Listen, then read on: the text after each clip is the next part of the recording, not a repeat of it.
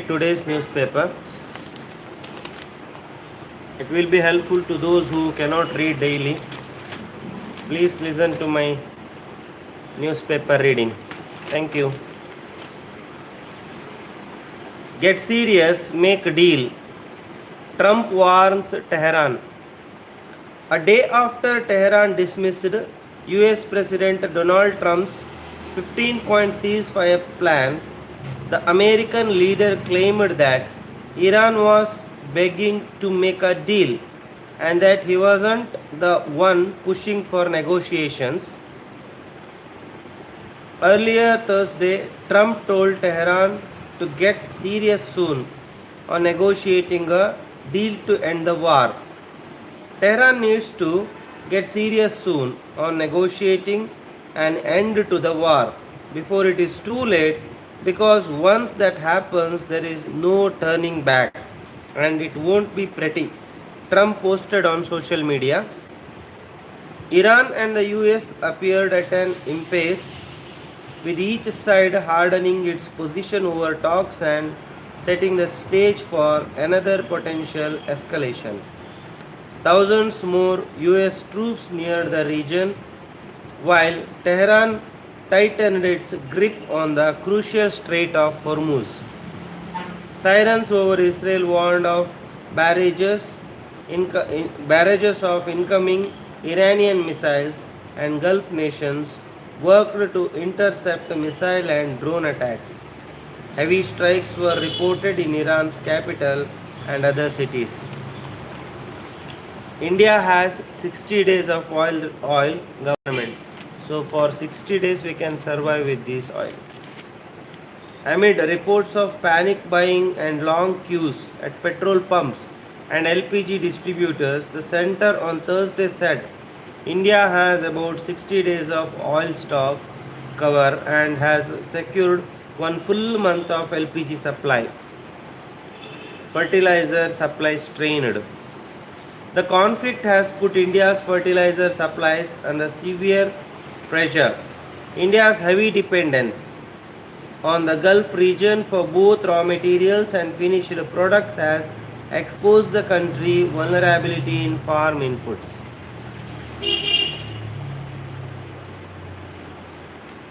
It is about Speaker UT Qadar's talk, I think.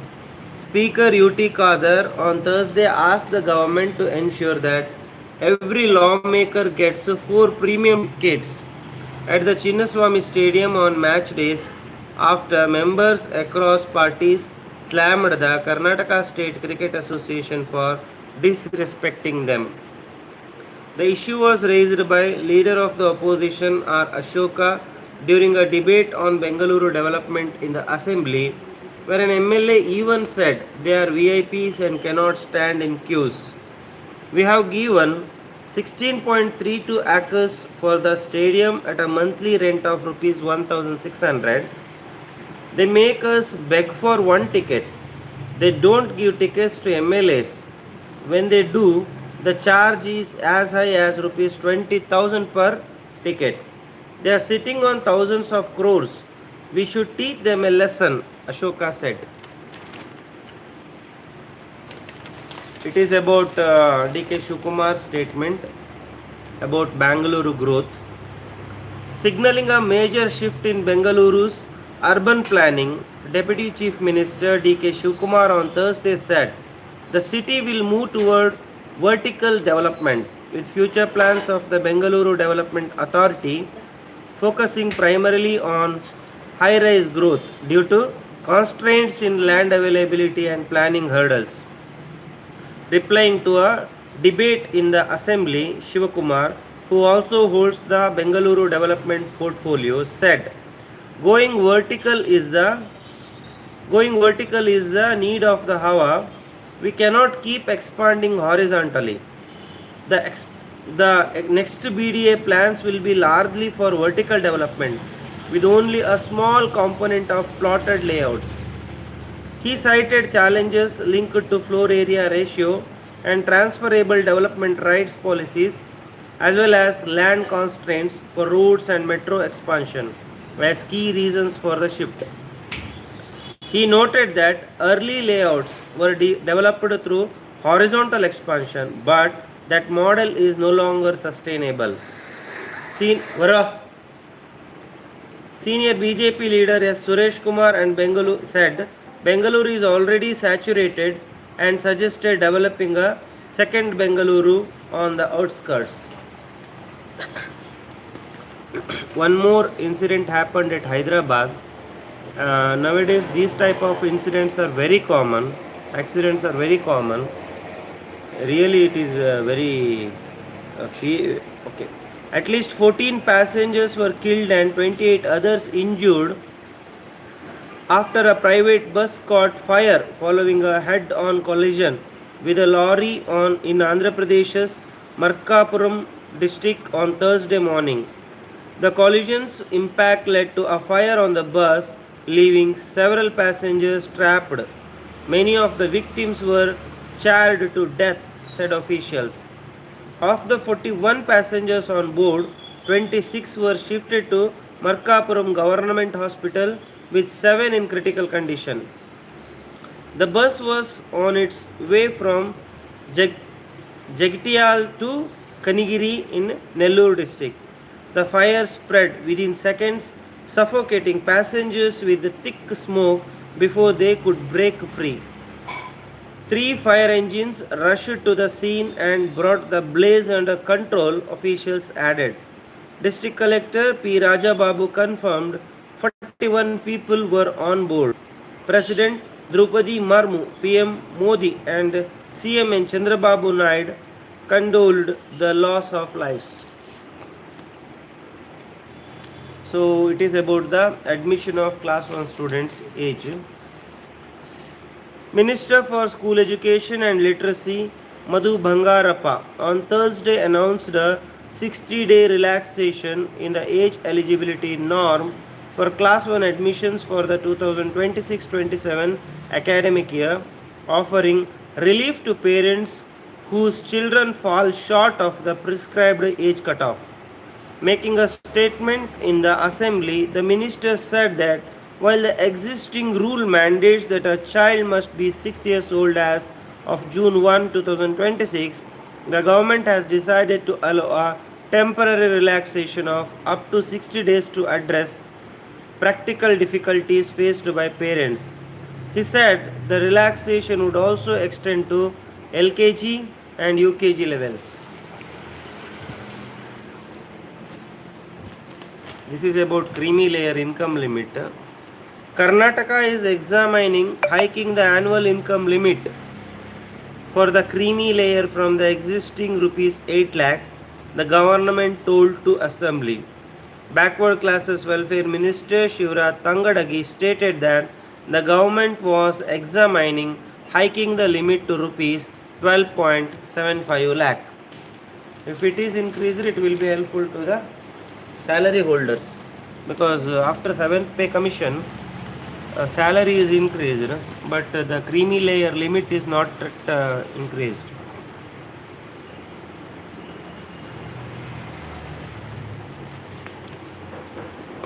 Let me read one sec.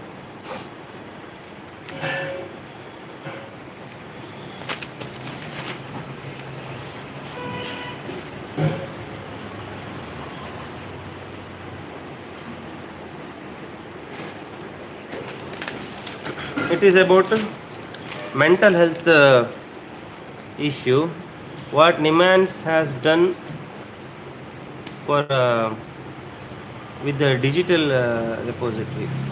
The National Institute of Mental Health and Neurosciences, in collaboration with Rohini Nilekani Philanthropies, has launched Calm Brain, a digital repository of clinical neuroimaging, behavioral and genetic data on brain structure and function in persons with psychiatric illnesses like schizophrenia, bipolar affective disorders, obsessive compulsive disorders, dementia, and substance abuse. Researchers and clinicians aim to study neuropsychiatric diseases in the Indian context to understand them for early intervention, progression, and underlying causes. The study also involves testing family members of patients to understand the condition and provide personalized treatment or precision medicine. This longitudinal data set incorporates multiple ways of studying brain function in neuropsychiatric patients, including functional magnetic resonance imaging, near infrared spectroscopy, electroencephalogram, cognitive observations, eye tracking, genetic analysis of blood samples, and clinical assessments. The data set is also linked to a biorepository of stem cells, which can be used to conduct biological research in psychiatry to study the origins of severe mental illnesses. Currently, the repository contains data from over 2000 persons from 900 families. Phase wise, patient data gathering for Calm Brain began in 2016 by a group of researchers from NIMHANS and the National Center for Biological Sciences as part of the Accelerator Program for Discovery in Brain Disorders using stem cells, jointly funded by the Department of Biotechnology and Pratiksha Trust. Scientists said studying large numbers of families with both affected and unaffected members can help identify robust neurocognitive biomarkers. Dr. Pratima Murthy, former director of NIMHANS, said, "At the beginning, we look at the affected members. Then we see the family members who do not have any disease right now, but may have characteristics that can develop into a disorder later. We can do early interventions to prohibit people from having disorders." Experts review findings at Mental Health Survey Conclave. Educators flag gaps in government digital use policy for students. MOEF asked state to probe plaint on illegal resort in Bhadra Tiger Reserve. Sorry, not Bhadra, it is Bhadra. Second, about airfares. It is about the gynecologist who is serving in government hospitals of Karnataka. Health Department of Karnataka issued an order about gynecologists' continuous stay in the government hospital. Let me read this news. The Health Department, in its efforts to strengthen maternal and newborn health services, has prohibited assigning gynecologists to the nearby tubectomy camps. Doctors in the particular hospitals must be trained to perform the procedures. The department also has ordered the doctors to stay in the assigned living centers, which are nearer to the hospitals, and they should not travel to far off places. To provide care for mothers and the newborn, it is compulsory for the doctors to stay in the assigned living centers, and order issued by the department states. Doctors have to give their attendance through a video based system once in the morning and once at 10 pm. Doctors also must ensure uninterrupted supply of blood and other related fluids. If there is a shortage of blood, the doctor should have an MOU with a private blood bank or other government hospital for blood supply. The private blood banks to the government hospitals must provide 25% of the blood collected at the blood donation camps. The government has also made it compulsory for the government to use ARC technique, direct augmented reality computed tomographic angiography. It is the ARC is a surgical technique used to project 3D reconstructed image of blood vessels from CT scans directly onto a patient's body in real time.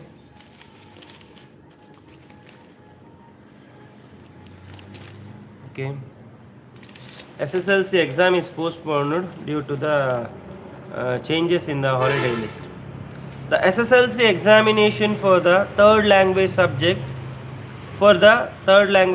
scheduled to be held on March 30 has been postponed by a day following public holiday declared by the state government on account of Mahavir Jayanti. In a communication, the Karnataka School Examination and Assessment Board said the examination will be held on March 31 There will be no changes in the timings and other modalities. With Hindi being the most opted third language subject by the students, the pro Kannada organizations have meanwhile threatened the board to lay a cease to the exam centers on the day of the third language examination. Following a petition by Pro Kannada organization demanding the board to cancel Hindi exam for SSLC, authorities have requested the jurisdictional police to provide necessary security to the centers. News about airfares. With the union government lifting the domestic airfare cap of rupees 18,000, flight charges have been constantly fluctuating, say travelers and travel agents. Early trends indicate fares from Bengaluru continue to increase on high demand routes like Delhi, Mumbai, Kolkata, and Hyderabad.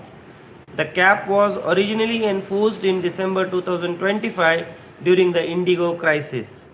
It was recalled by the Ministry of Civil Aviation to aid airlines as they grapple with the surging fuel costs and operational hurdles like frequent rerouting amid the West Asia conflict.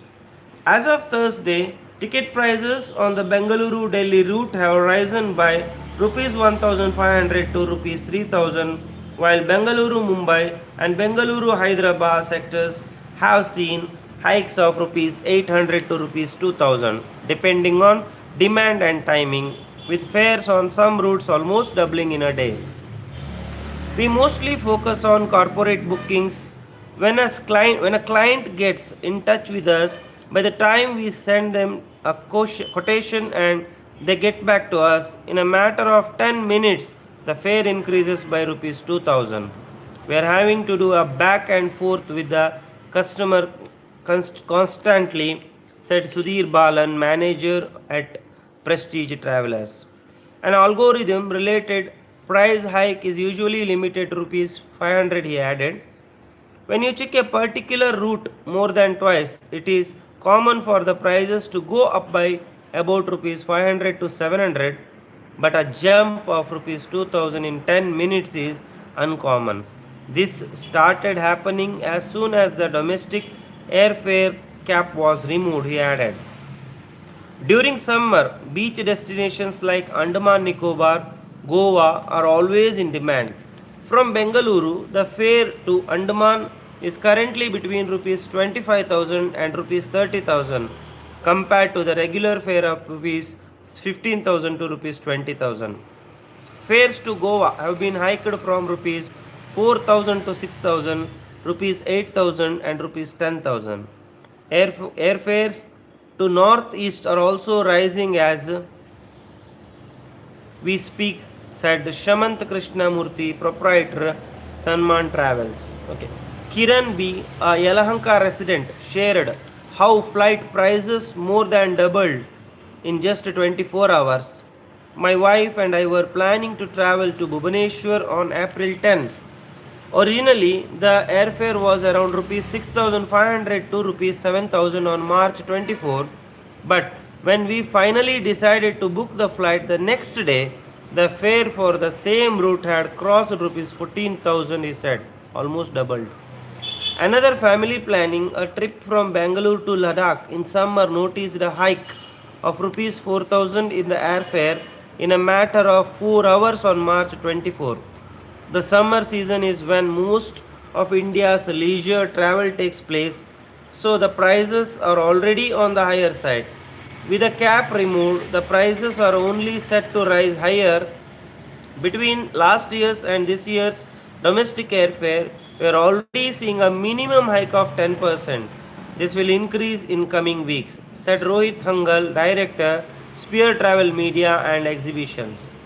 Earlier this month, the ministry directed the Directorate General of Civil Aviation to implement free seat selection rule, offering at least 60% of seats across flights free of seat selection charge.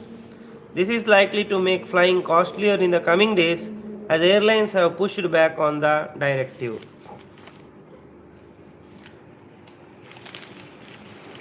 Class 1 admission 60-day relaxation in age criteria. It is related to Karnataka. Let me read this news. Minister for School Education and Literacy Madhu Bangarappa on Thursday announced a 60-day relaxation in the age eligibility norm for Class 1 admissions for the 2026-27 academic year, offering relief to parents whose children fall short of the prescribed age cutoff. Making a statement in the Legislative Assembly, the minister said that the existing rule mandates that a child must be 6-year-old as of June 1, 2026 for admission into Class 1.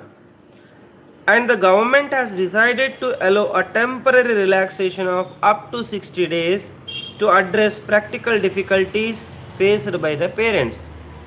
He added that the relaxation extends to LKG and UKG level admissions too.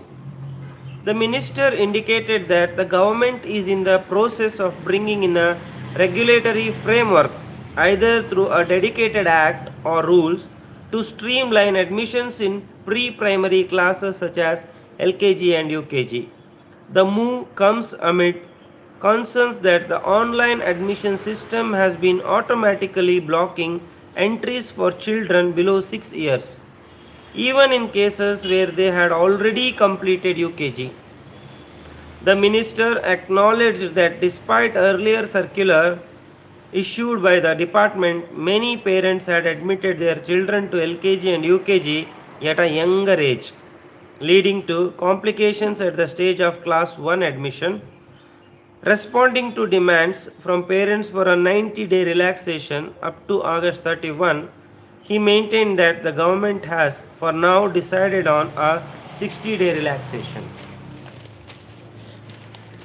Government says it is reviewing income limit for creamy layer. It is essential for those who take salary. Karnataka is examining hiking the annual income limit for the creamy layer from the existing rupees 8 lakh. The government told the Legislative Assembly in what would be a big policy move benefiting large numbers of other backward classes. In a written reply, Backward Classes Welfare Minister Shivraj Tangadgi said that the government is examining hiking the annual income limit to rupees 12.75 lakh. This is in line with the union government's decision to exempt citizens earning a salary of up to rupees 12.75 lakh from paying income tax. At present, OBC families with an annual income exceeding rupees 8 lakh are considered as creamy layer and ineligible to avail reservation benefits. Tangadagi's written reply came after the Supreme Court declared that income alone could not determine whether or not a candidate fell under the creamy layer of OBCs. Currently, the creamy layer policy does not apply to SC/STs and category 1 of the OBC. It applies to OBC categories 2A, 2B, 3A and 3B. In Karnataka, OBCs have 32% reservation in education and jobs. The creamy layer policy for OBCs was introduced in 2002 with an annual income limit of rupees 2 lakh. The limit was then increased to rupees 3.5 lakh in 2012 after 10 years, rupees 4.5 lakh in 2013 and rupees 6 lakh in 2015. The next hike came in September 2018 when the annual income limit was fixed at rupees 8 lakh. Raising the outcome limit will make lakhs of middle class OBC families eligible for reservations. The current income limit is seen as outdated given the increased cost of living due to inflationary trends and changing salary structures. After the implementation of the 7th Pay Commission, salaries of government employees increased, pushing many into the creamy layer and risking loss of reservation benefits for their children. In 2024, the Karnataka State Commission for Backward Classes, headed by former MP Jay Prakash Hegde, recommended the introduction of the creamy layer to category 1 of the OBC. Excluding category 1 created an imbalance. Some groups within category 1 have made significant progress socially and educationally thanks to the reservation, Hegde told to DH then. Also, the Supreme Court in August 2024 suggested that the creamy layer among scheduled castes be excluded from reservation benefits. Chief Minister Siddaramaiah has described this stance of the top court as a controversial. This is very important news. Women's group challenges menstrual leave policy in High Court. Okay, they only challenged. Let me see why it is like that. A group of 15 working women has moved the High Court of Karnataka challenging the mandatory menstrual leave introduced by the state last year. The women working in different organizations have challenged the government order dated November 20, 2025, which grants one-day paid menstrual leave to all female employees. The petition is listed before a bench led by Justice Ananta Ramanath Hegde, which is hearing earlier petitions filed by an employers association challenging the said notification. The petitioners argued that the compulsory leave may create bias against women and make employers think they are less capable than men. According to the petitioners, while the order's intention may appear benevolent, its effect is destructive and counterproductive to women's empowerment and gender equality. It is a step backward that threatens to undo decades of progress made in integrating women into the workforce as equal participants, they stated.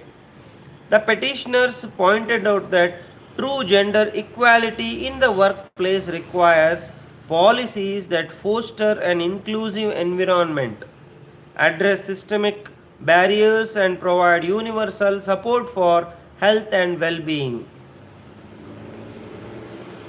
rather than creating gender-based distinctions that can lead to further marginalization. The petitioners contended that the order singles out women for a specific biological function and mandates leave which inadvertently labels women as less productive and or more prone to absenteeism. Thus, it makes working women less attractive candidates for employers in a highly competitive job market and directly impacts their right to equal opportunity and to practice any profession freely, their petition said.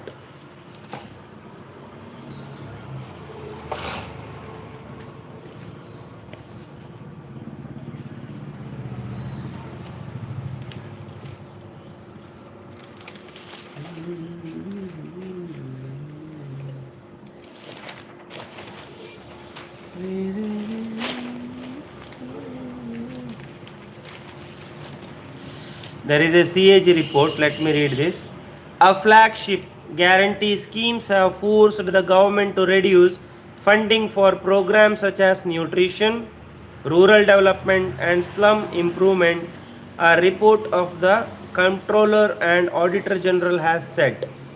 The CAG's report on state finances for the 2024-25 fiscal, tabled in the Assembly on Thursday, warned of a loop of indebtedness due to the guarantee schemes. The Congress government spent rupees 52,525 crore on the guarantee scheme in 2024-25.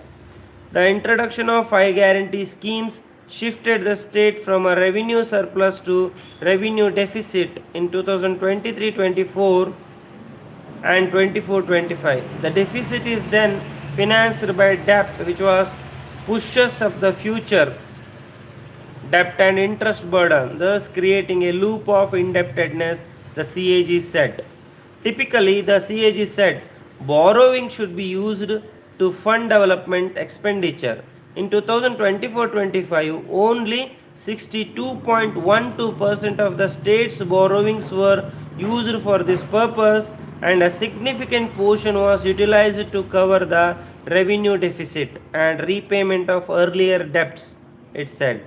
The state's revenue growth, while stable, is insufficient to absorb the recurring costs of the guarantee schemes, the report stated, and hence the state needs to rely on borrowing to fund the guarantee schemes. According to CAG in 2024-25, the government availed a net market borrowing of rupees 71,525.15 crore to finance the guarantee schemes and the deficits arising thereof. This is the second time the CAG has flagged the adverse impact of the guarantee schemes. In August last year, the CAG said the schemes could become detrimental to growth. On Thursday, too, the CAG called for a review of subsidies, implementation of the 5 guarantee schemes in the current form without rationalization of the existing subsidies, financial assistance, or better targeting would place a strain on the state's finances, it said. Karnataka is struggling to maintain debt levels within the sustainability parameters and fiscal deficit within the statutory limits, the CAG said. Mobilization of resources through increased tax compliance and tax rate enhancements is not matching with the growing expenditure on subsidies and other committed expenditure, the CAG said.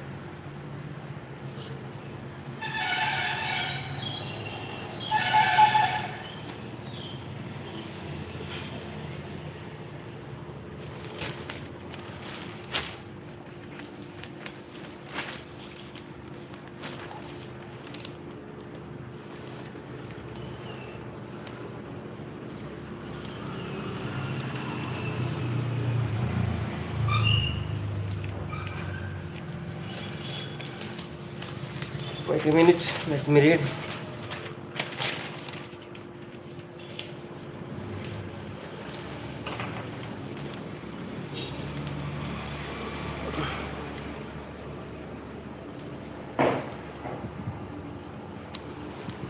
Okay, conversion ruling ignores lived reality.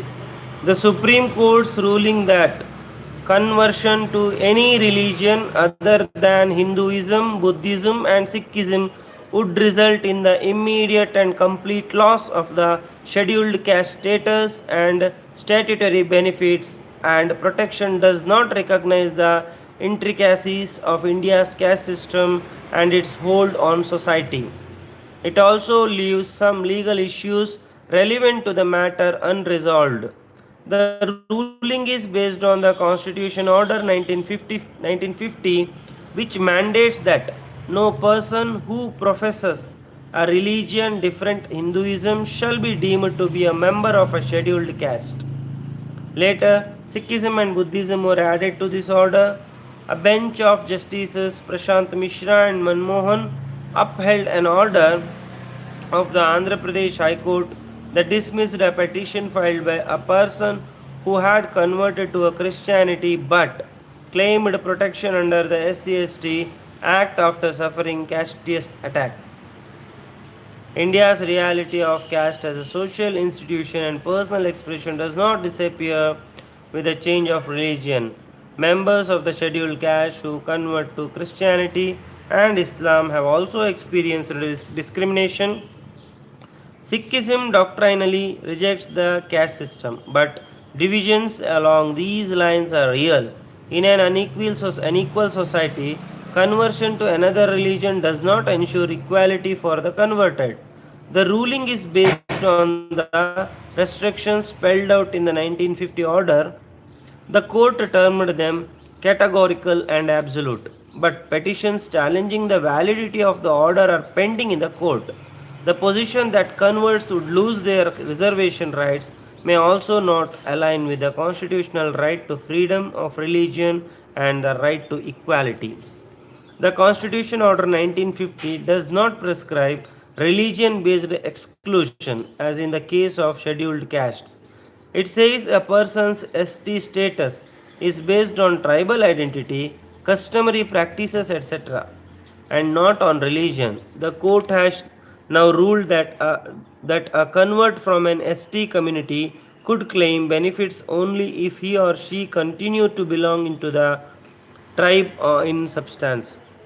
This amounts to extending the bar for SC converts to the reservation for STs. The question might also arise if members of OBCs would lose their rights if they converted to non-Indic religions. The Justice Ranganath Mishra Commission report in 2007 recommended Supreme Court reservation for Dalit converts to Christianity and Islam. It is noteworthy that a central government rejected the report and established another commission under Justice K.G. Balakrishnan, which has yet to submit its findings.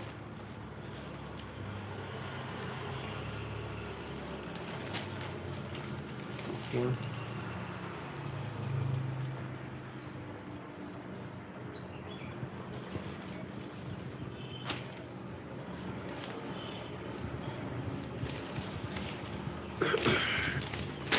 Some spiritual article.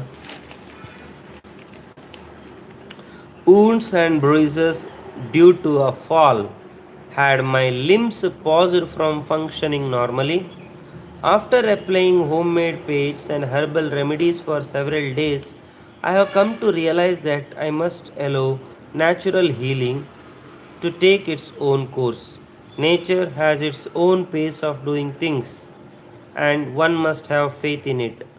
13th century Sufi poet Rumi, in his poem Unfolding the Rose, beautifully explains how God creates and times the minutest of the things so perfectly. The secret of unfolding the flowers, it is not known to such as I. God opens his flowers so sweetly, when in my hands they fade and die. Just as the beauty and the timing of God's creations cannot be matched, everything destined will arrive at its right time. At the time of his son's birth, Ravana wanted all 9 planets to align themselves in the 11th house of to bless his son with immense power and immortality. Ravana, a learned man with great astrological power and knowledge, was also known for his temper. While all other planets complied, ಎಂತದ idle? While all other planets complied, fearing the consequence, Shani alone did not comply. When Meghanath was born with a thundering sound, hence named so, he was blessed with many supernatural powers and had a choice of using many powerful celestial.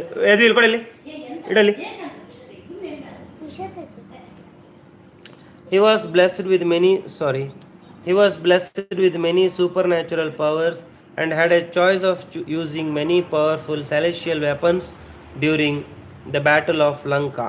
Yet he breathed his last soul at the hands of Lakshmana.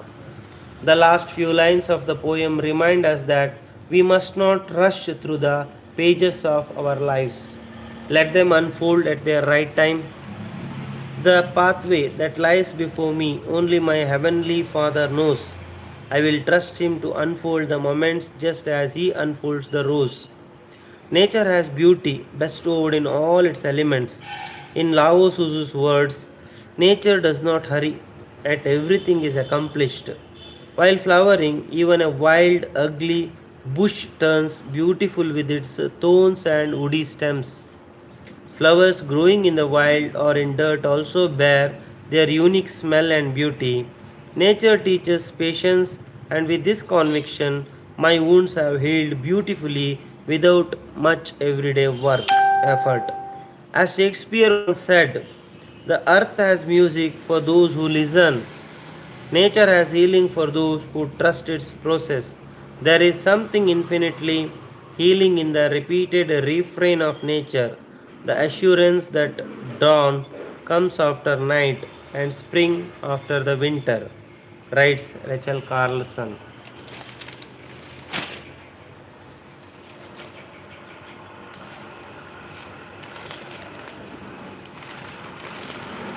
is very important. Oil reserve. According to the government has given some information about the oil reserves. Okay, let me read this.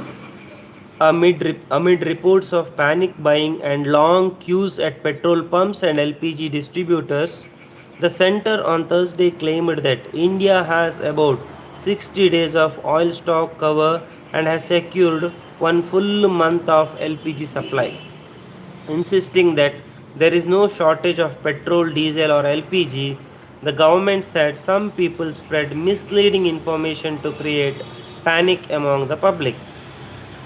It warned that misleading social media posts and fabricated claims of shortages would invite strict action. All retail fuel outlets across the country, more than 1 lakh pumps, are adequately stocked and functioning without interruption.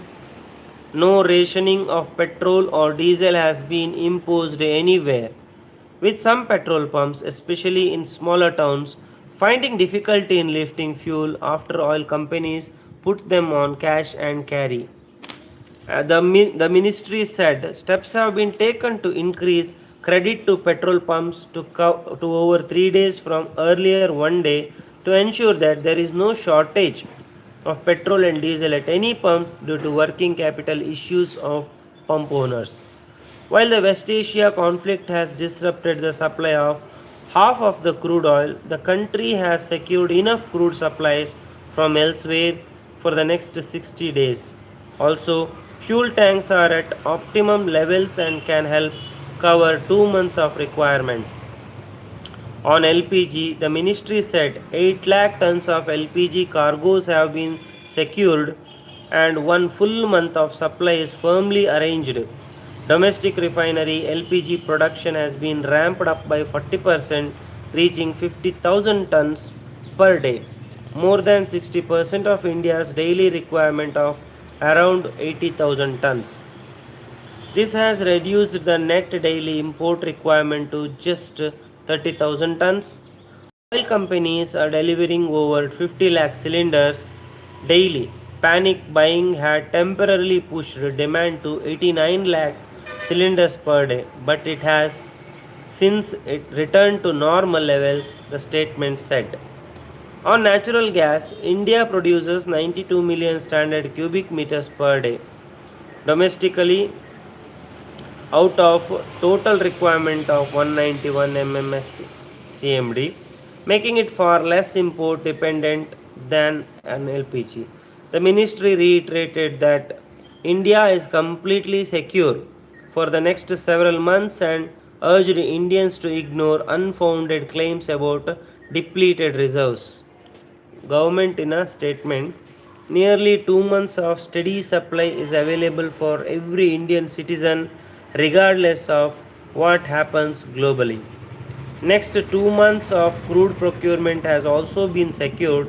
India is completely secure for the next many months, and the quantity in strategic cavern storage becomes secondary in such a supply situation. Any representation that India's reserves are depleted or insufficient should be dismissed with the disdain it deserves. Modi to interact with CMs aimed at reviewing the state's preparedness and plans in the wake up of the West Asia conflict. Prime Minister Narendra Modi on Friday will interact with the chief ministers of all states, barring those that are going to polls, reports DHNS. The initiative is aimed at ensuring synergy of efforts in the spirit of Team India, the sources said. This is the first time that the PM will hold a meeting with the CMs on the West Asia conflict, which started on February 28. The chief ministers of election bound states will not be part of this meeting due to the Model Code of Conduct. The Cabinet Secretariat will hold a separate meeting with the chief secretaries of poll bound states.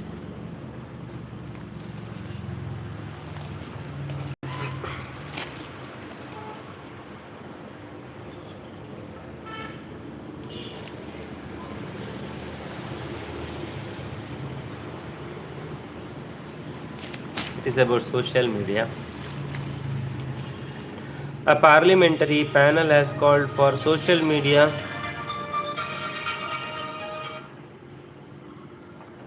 A parliamentary panel has called for social media networks to take greater responsibility to reduce crimes against women. It has also asked for the grading of online crimes and recommended that the central government come up with a standard protocol for dealing with such cases. The Committee on the Empowerment of Women, chaired by Dr. Purandeshwari, has recommended that intermediaries strictly adhere to the prescribed timelines. Digital platforms, particularly social media, messaging and hosting services, must be held to higher accountability standards. The committee recommends fast tracked data sharing frameworks, stricter and shorter compliance timelines, mandatory deployment of AI driven detection tools, and transparent reporting of child safety and women's safety measures, it has noted in its report. The panel has also urged the ministry to introduce age appropriate regulations and calibrated usage limits on social media platforms to safeguard children and adolescents from the adverse psychological impacts of social media usage.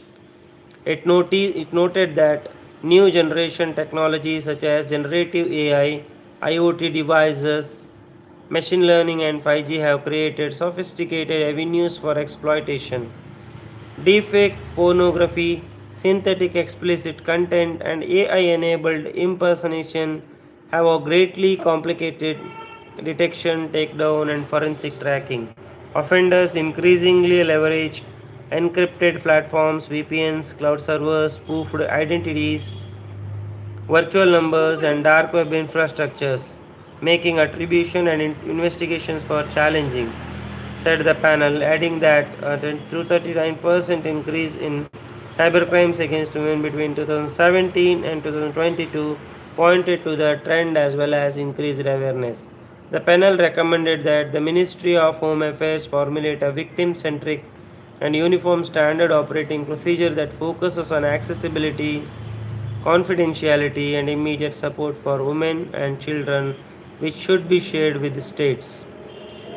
It also asked for a rapid establishment of additional regional forensic units, mobile cyber forensic vans, and dedicated cyber forensic consultants in every state. The panel recommended that both the MHA and Ministry of IT jointly designed a national cyber safety awareness program with dedicated outreach through schools, colleges, Panchayati Raj institutions, Anganwadi and Asha networks, among others. Okay, thank you for watching my live session. Just I'm reading a newspaper and daily I will try to continue this practice. Thank you for your support. Let me